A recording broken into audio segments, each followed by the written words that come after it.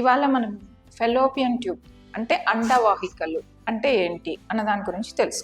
Hello viewers, నేను మీ doctor Vijaya Reddy, Avira fertility hospital, Madhapur clinical director.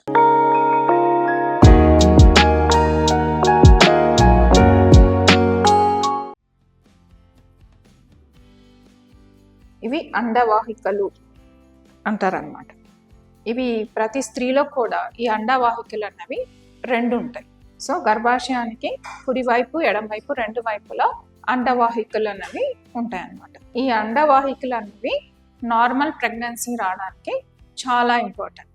ఎవరికైతే అండవాహికల్లో వాపు కానీ బ్లాక్ కానీ ఇటువంటి ఏమన్నా ఉన్నప్పుడు వారికి నార్మల్ ప్రెగ్నెన్సీ వచ్చే అవకాశం ఉండదు. సో ఈ అండవాహికల్లో మెయిన్గా దీన్ని ఫింబ్రియల్ ఎండ్ అంటామన్నమాట. ఈ ఫింబ్రియల్ ఎండ్ నుంచి ఎగ్ అన్నది, అండం అన్నది విడుదలైన తర్వాత లోపలికి అబ్జర్వ్ అవుతుంది.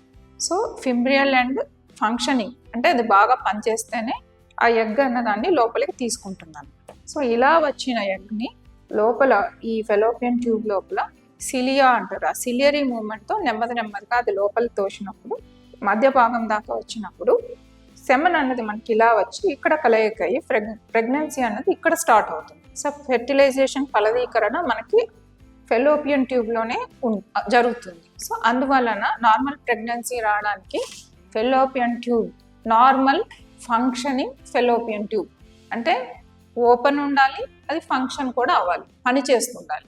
అటువంటి ఫెలోపియన్ ట్యూబ్స్ ఉన్న స్త్రీలకు మాత్రమే నార్మల్ ప్రెగ్నెన్సీ వచ్చే అవకాశం ఉంటుంది. ఇది ఎలా మనము ఓపెన్ ఉందా లేదా అని చూడడానికి మనకి టెస్ట్లు అవైలబుల్, కానీ ఫంక్షన్ అవుతుందా అంటే పనిచేస్తుందా లేదా అనేది చూడడానికి మనకి టెస్ట్లు అవైలబుల్ లేవు. సో ఓపెన్ ఉందా లేదా అని చూడడానికి మాత్రం మనము హెచ్ఎస్జి అని స్కానింగ్తోని ఎక్స్రేతోని, హెచ్ఎస్జి అనేది ఎక్స్రేతో చేస్తాము, అలా కాకుండా సోనోసాల్పింగోగ్రఫీ అని చెప్పి మనం స్కానింగ్తో కూడా చేస్తాము. సో హెచ్ఎస్జిలో డై ఇంజెక్ట్ చేసి ఎక్స్రే తీసి బ్లాక్ ఉందా, స్పిల్లేజ్ అవుతుందా లేదా అనేది చూస్తాం. ఎస్ఎస్జిలో సెలైన్ ఇంజెక్ట్ చేస్తాం అన్నమాట లోపల.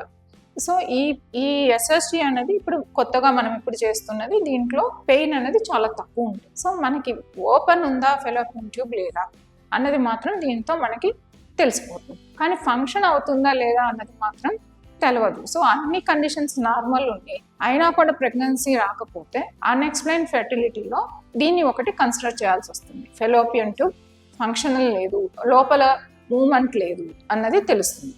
సో ఈ విధంగా మనకి ఫెలోపియన్ ట్యూబ్ అన్నది నార్మల్ ప్రెగ్నెన్సీ రావడానికి చాలా చాలా అవసరం. ఈ ఫెలోపియన్ ట్యూబ్ బ్లాక్ ఉన్న, ఫంక్షనింగ్ కాకున్నా నార్మల్ ప్రెగ్నెన్సీ రాదు.